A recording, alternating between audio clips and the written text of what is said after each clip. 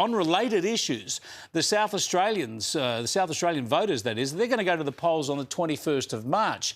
And as we flagged yesterday, One Nation has picked up a big recruit in South Australia with the former Liberal Senator Cory Bernardi to run as the party's lead candidate in that state's upper house, where he'll get 8 years after winning one election. Now, he's not one to shy away from a fight. He has this warning today for the Labor Premier in South Australia, Peter Malinauskas. I can assure you of this, whether we have one seat, we have 5 seats or 22 seats, we will be the strongest voice of opposition that this government has ever faced. I can assure you of that.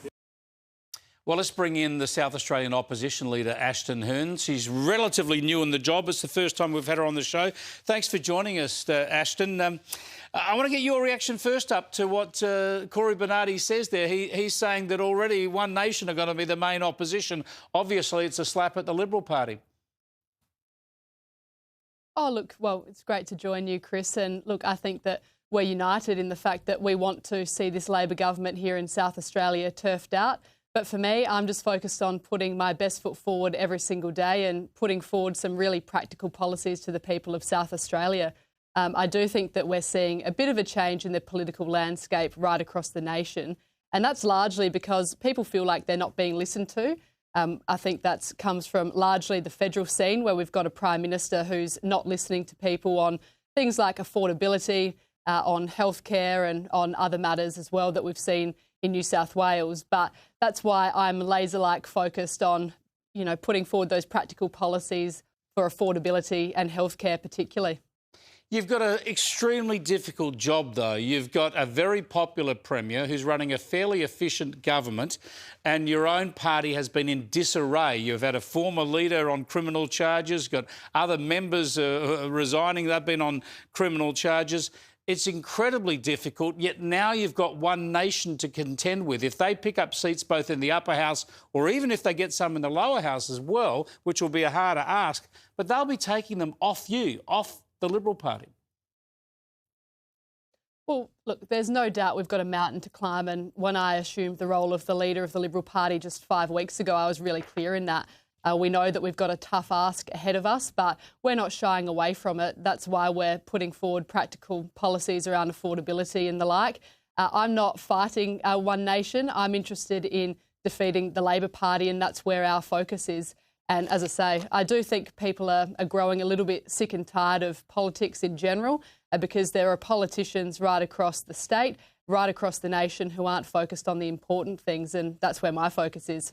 Yeah, but Cory Bernardi, he was a long-time Liberal senator. Of course, he was president of the South Australian Liberal Party before he even went into Parliament. So you must be worried about the impact he's going to have in the state because of his profile and also because of how well he knows the state and its issues. Yeah, and look, I've met Cory on a couple of occasions, and I've got nothing against him personally at all, but I'll let One Nation row their own canoe. I'm the spokesperson for the Liberal Party, and I'm focused on putting forward our policies. So, look, the next election, really, South Australia is a fantastic state. We live in a great state, whether you live in the regions or the city, but it can be better if we have a government that's focused on the important things. And as I say, that's where I think we're seeing this change of political landscape across the nation, really, because you've got politicians who aren't focused on the bread and butter issues and getting the basics right. I've got to show you. Under my leadership, that's what I'm unashamedly focused on. I've got to show our viewers something very quickly, because Peter Malinauskas, while I think he's been overall a pretty good Premier for a Labor Premier, he came to power promising to improve public hospitals and getting rid of ramping at public hospitals. Yet we saw this reported last night in Adelaide, where an elderly woman was left to die in a hospital hallway.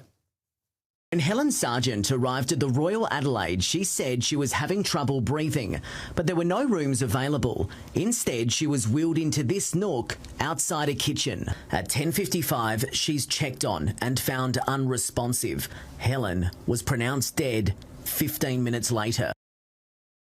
Just a shocking story, but given the focus by Labor coming into government on hospitals, surely you've got to get some accountability on what they've delivered. Oh, Absolutely. And I mean, it's a shocking story.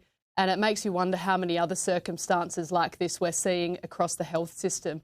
I mean, this CCTV footage was really only released because the family applied for through FOI to get it. And so this really does give you a peep behind the curtain of what's going on in our flagship hospital here in Adelaide. I think it's incredibly saddening. It's absolutely tragic. And there is an integrity issue, I think, for the Premier on this, because he didn't just go to the election saying that he'd try his best or that he'd give it a red-hot crack to turn around the health system. He looked South Australians in the eye and he promised that he would fix it. But more than that, you know this, Chris, he urged people to vote like their life depends on it. And so we won't be backwards in coming forwards when it comes to the scrutiny on the health system. But but it's not just about the scrutiny side of things. We've got to put forward our own positive policies, which we have been, around healthcare, around workforce, and making sure that we can add some extra capacity into the system too. Good stuff, Ashton. Well said. We'll catch up with you again, no doubt. I appreciate you joining us. Ashton Hurn there, who's the new opposition leader, the Liberal leader in South Australia.